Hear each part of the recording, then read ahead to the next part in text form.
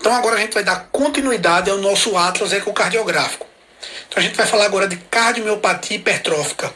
Só relembrando alguns conceitos de cardiomiopatia hipertrófica, que é aquela entidade em que existe uma hipertrofia ventricular esquerda inapropriada.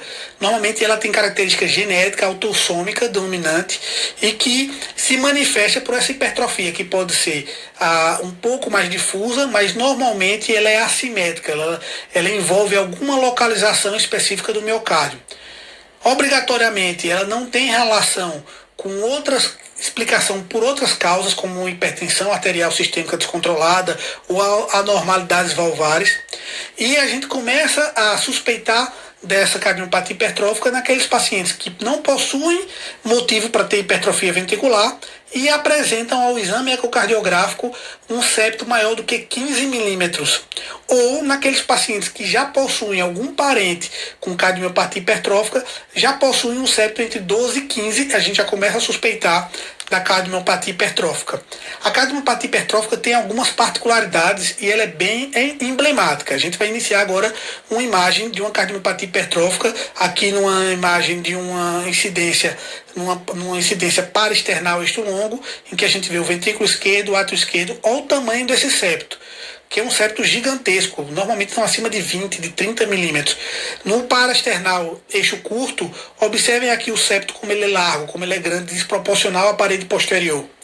Muitas vezes essa hipertrofia pode causar obstruções dinâmicas. A válvula mitral é aspirada, causando obstruções dinâmicas da válvula.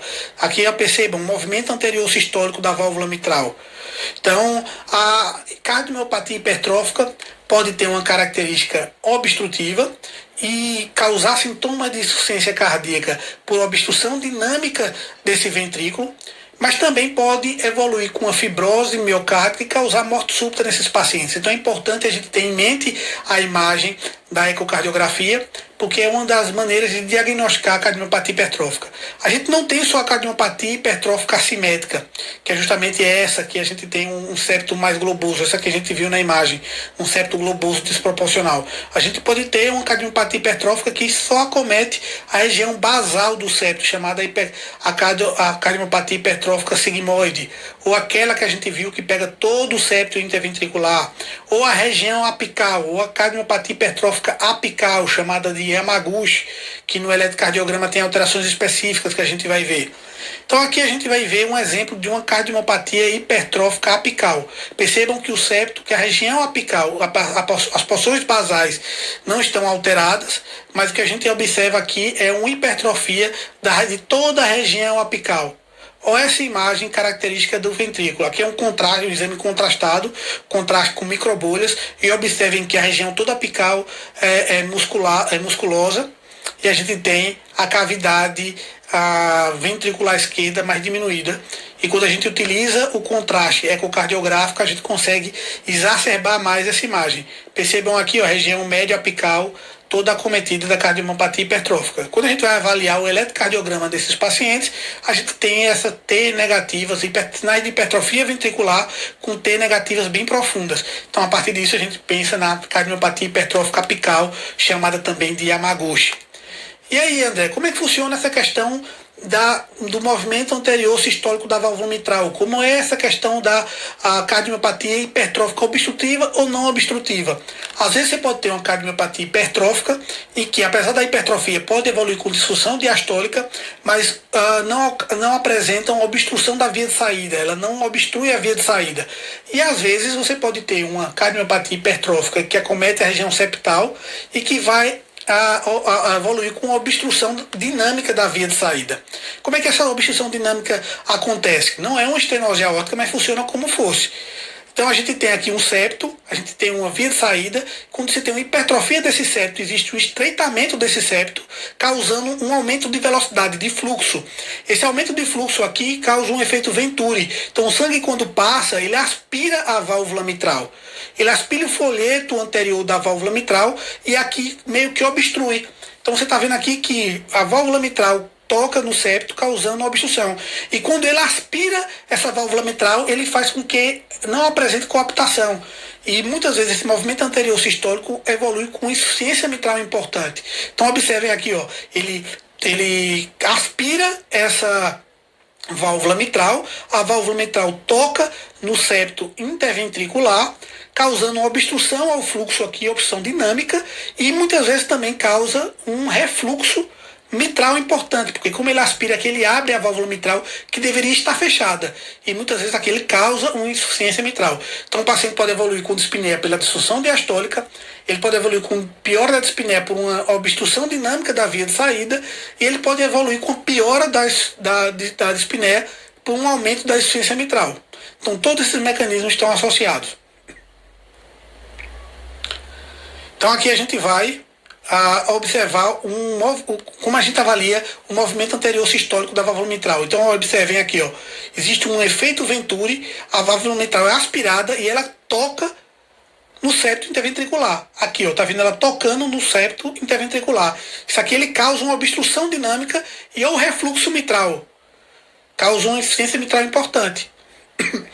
Então aqui no eco transesofágico, a gente observa mais uma vez a obstrução dinâmica da via de saída, causada por cardiomiopatia hipertrófica obstrutiva, e a gente vê aqui que a válvula aórtica não tem obstrução, a válvula aórtica abre de forma adequada, mas pode funcionar como uma estenose aórtica funcional.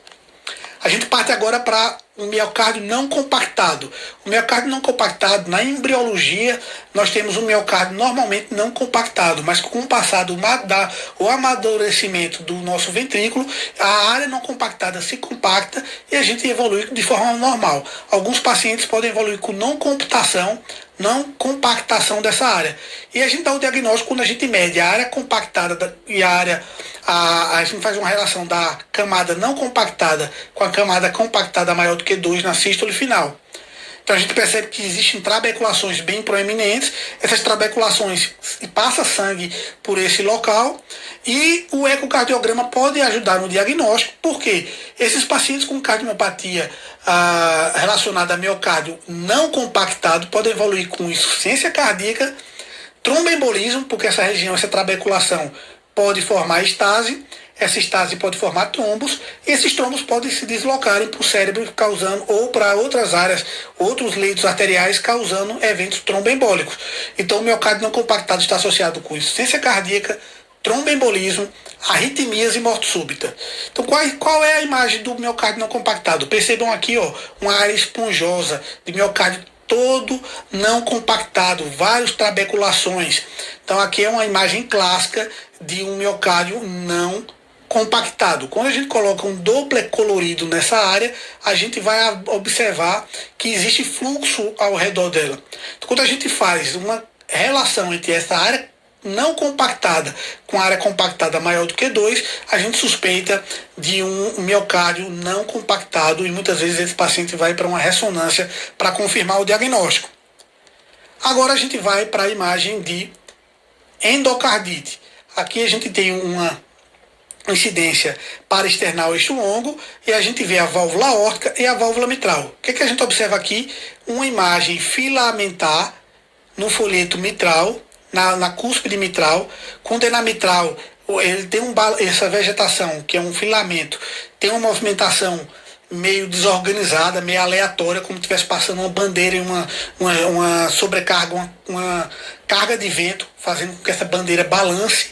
Então a vegetação tem essa movimentação aleatória, com um aspecto meio algodonoso, e quando ela é uma vegetação na válvula mitral, ela prolapsa para parte atrial, para a região atrial. Então, uma vegetação pequenininha aqui se movimentando para a região atrial esquerda.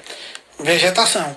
E na válvula aórtica também pode apresentar uma endocardite de válvula aórtica. Percebam que existe grudado às válvulas da válvula aórtica algumas imagens filamentares múltiplas com movimentação aleatória e com aspecto algodonoso, e que quando é na válvula aórtica ela se movimenta em direção ao ventrículo, a cavidade ventricular. Então vegetação na válvula aórtica se movimenta em direção ao ventrículo, enquanto a endocardite ou vegetação da válvula mitral se movimenta para o ato esquerdo. Já